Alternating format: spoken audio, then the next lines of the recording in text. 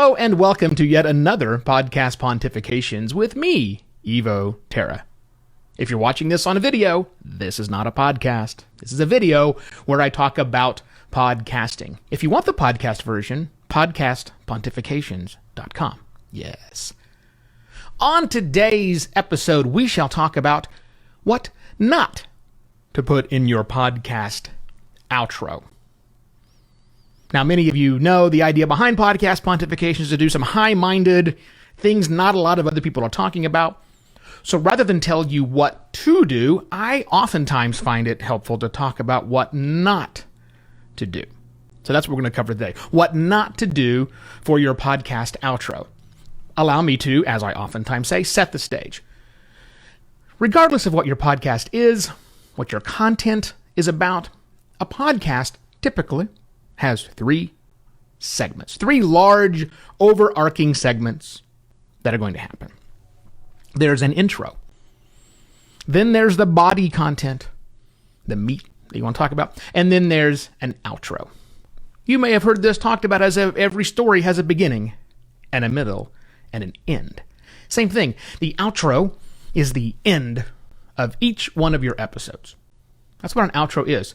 Oddly enough, a fair number of podcasts don't put anything in the outro because they don't have an outro. My clients oftentimes struggle with what kind of information should we put in an outro, Evo? What should we do? Because we're not big podcast listeners, so what's the standard model? What's accepted business practice? What really works? Okay, that's what I want to talk about. What really works. Here's the way to think about your outro. There are three reasons to have an outro, other than the fact that you have to have one. Even if you don't have one, by default means you have an outro. It's just a terrible one. There are really three primary audiences that you care about for an outro. Because here's the reality. Whatever you put in your outro, a significant portion of the people who listen to your program will never hear it. However, that doesn't mean you should ignore it. I'm just telling you that a significant percentage of the people don't listen to the outro, and that's okay. That is okay. It still needs to be there. When is the last time you read beyond the end in a book? Probably not very often. For most people, you might have. Most people don't. Yet there's still what we call in the book industry back matter. Same thing for a podcast. You need, even though most people aren't going to listen, you still have to do it. Because here's the important thing. There are people who do. Yay! So as I said, three audiences that you want to serve with your outro. Number one is you. And what I mean by that is you may have some compliance issues you need to put in your podcast outro. Maybe you need to give credit to whomever you have used the music from. You've already cleared the rights. I'm not suggesting that you do anything different, but it's possible that your agreement with the artist who provided your introduction music, the bed music for your show, perhaps playing under your outro, you might need to credit that person. That might be a part of your legal arrangement. Now, I do a fair amount of work with professional service providers who are members of various professional groups, and they have their own special code of conduct and rules. Like I have financial service providers who are podcasting. And for them, we have to put a disclaimer to talk about not being financial advice. Same thing goes. I have a doctor, a medical doctor, and we have to put information there that says, I'm not a doctor. I am a doctor, but I'm not your doctor. Do not take any of this as standard medical advice. So compliance issues are one. What do you have to say legally that's necessary? Okay, think about that. Now, the second group of people are brand new listeners, and I think these are incredibly important. People who are brand new to your show, maybe they don't even know about your show. They have this episode. You don't know how they got it. They might have had it emailed to them. That's possible. They might have clicked a link on Twitter that goes straight to your MP3 file, and they're listening that way. But they are listening unencumbered, unattached to anything else that you do. You don't even know if they're listening through a podcast app. All you know is that there are people out there who might be listening to this file as their first introduction to you whatsoever. If they like what they're hearing, and they haven't stopped listening already, those people who really enjoy the content and it's brand new to them, who got it, we don't care how, those people will often listen all the way to the end to find out one thing, where they can get more. That might be more episodes.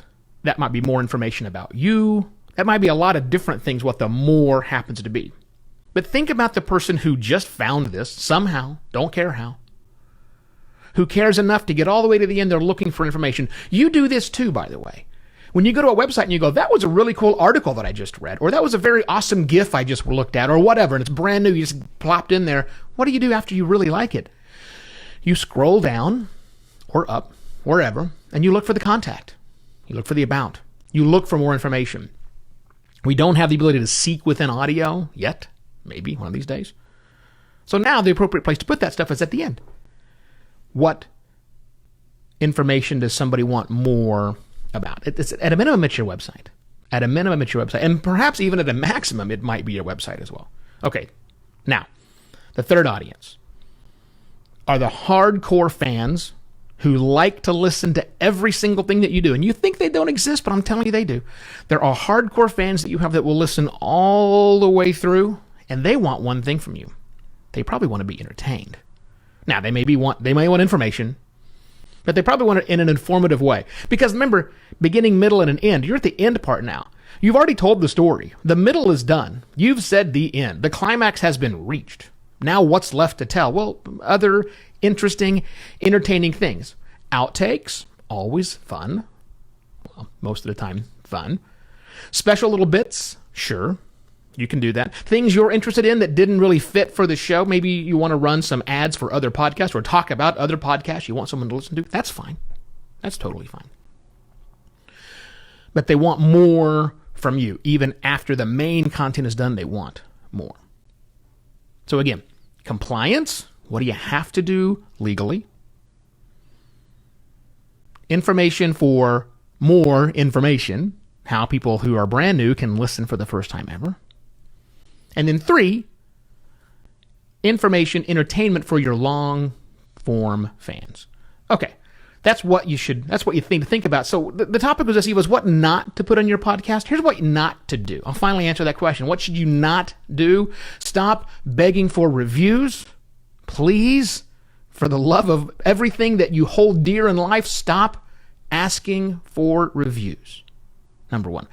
2 reasons for that. 1, reviews don't help do anything with the algorithms, even though you might think that they do. And number 2, the outro is a terrible place for a call to action.